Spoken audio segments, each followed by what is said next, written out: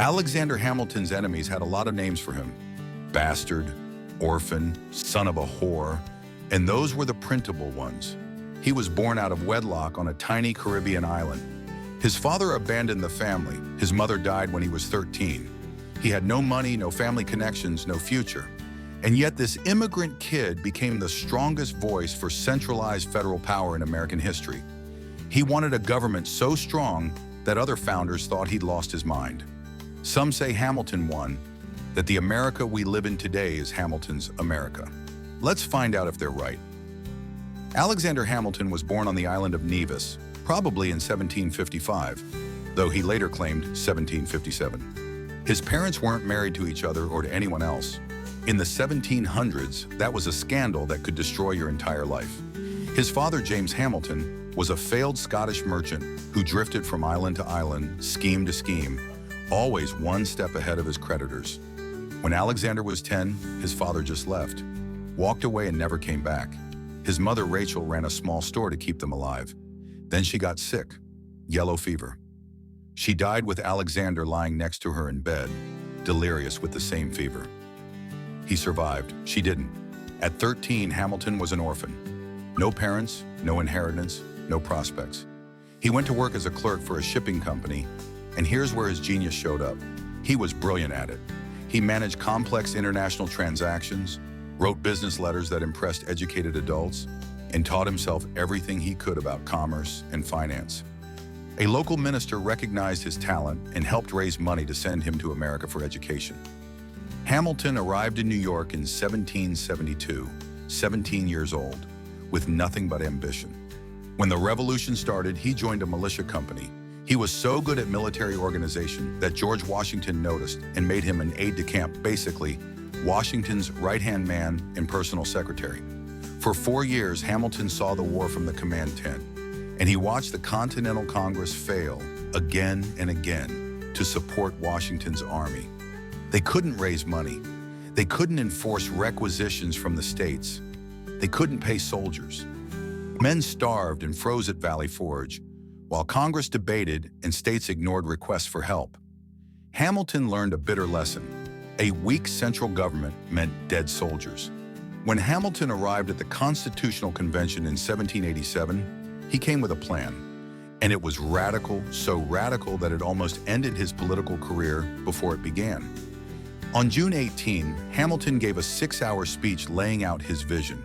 He wanted a president elected for life, senators appointed for life. The president would have absolute veto over all legislation. State governors would be appointed by the federal government and could veto state laws.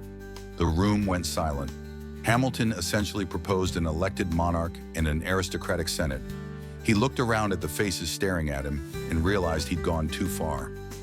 Way too far. Other delegates were shocked. Even Hamilton's allies thought he'd lost his mind. This wasn't a republic. This was Britain with different names.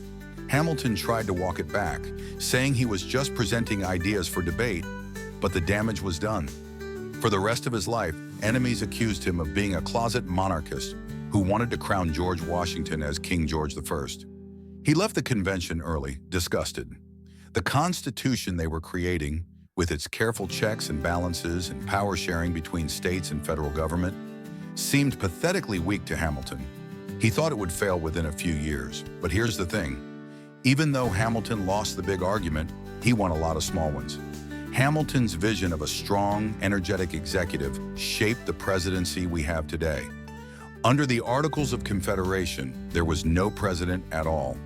Congress ran everything, and Congress was a disaster, slow, divided, and ineffective. Hamilton argued for a single executive, one person with real power. Not a committee, not a council, one president. Why? Because committees debate, committees compromise, committees take forever to make decisions. In war, in crisis, in emergency, you need someone who can act fast and decisively. Other delegates worried. Wouldn't that create a dictator?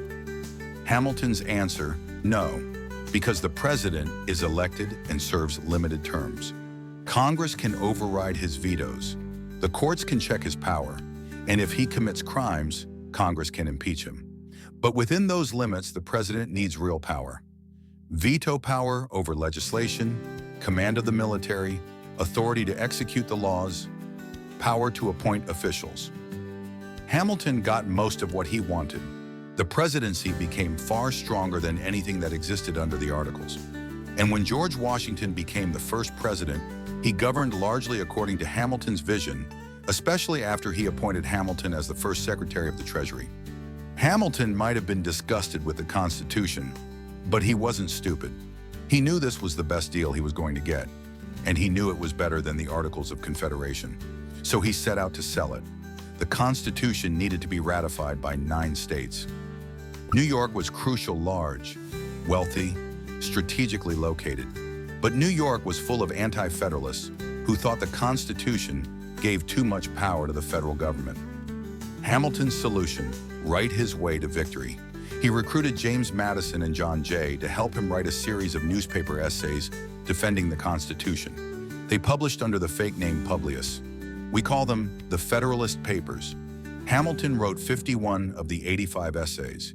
He wrote them at incredible speed, sometimes cranking out 4 essays a week, while also working as a lawyer and managing his political career.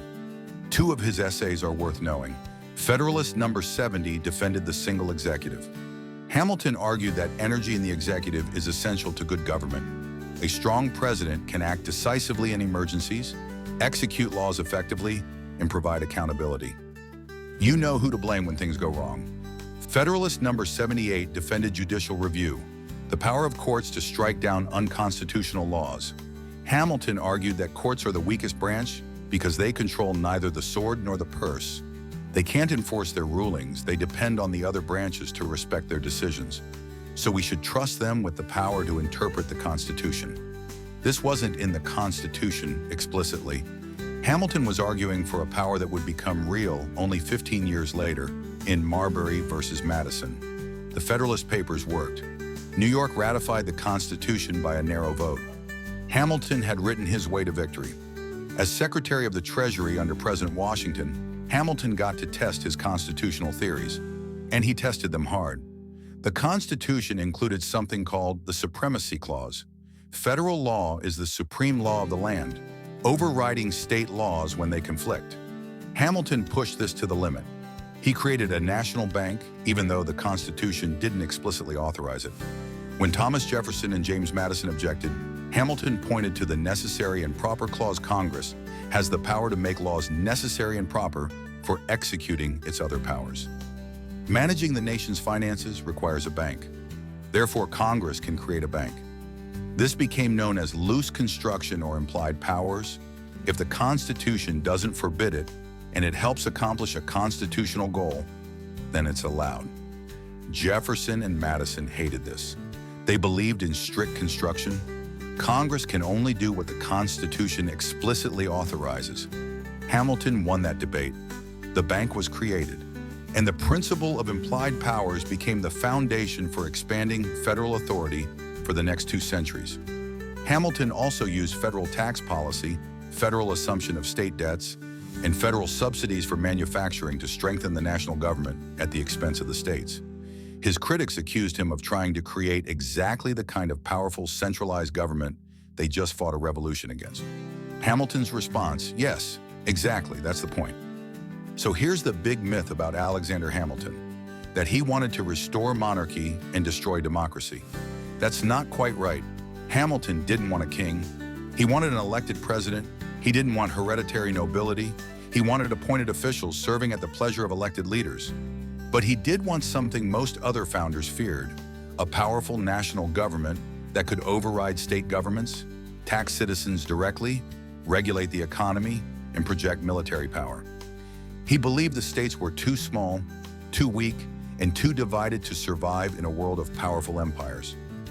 Only a strong national government could make America secure and prosperous. History proved him mostly right. The federal government today looks a lot more like Hamilton's vision than Jefferson's. Washington, D.C. makes decisions that affect every American's life. Federal law overrides state law. The president commands enormous military and economic power. The Supreme Court strikes down laws it deems unconstitutional. We live in Hamilton's America. But here's the irony. The system has survived precisely because Hamilton didn't get everything he wanted. The checks and balances he thought were too weak have actually prevented the tyranny he thought was necessary to prevent chaos. Presidents serve limited terms, they can be impeached.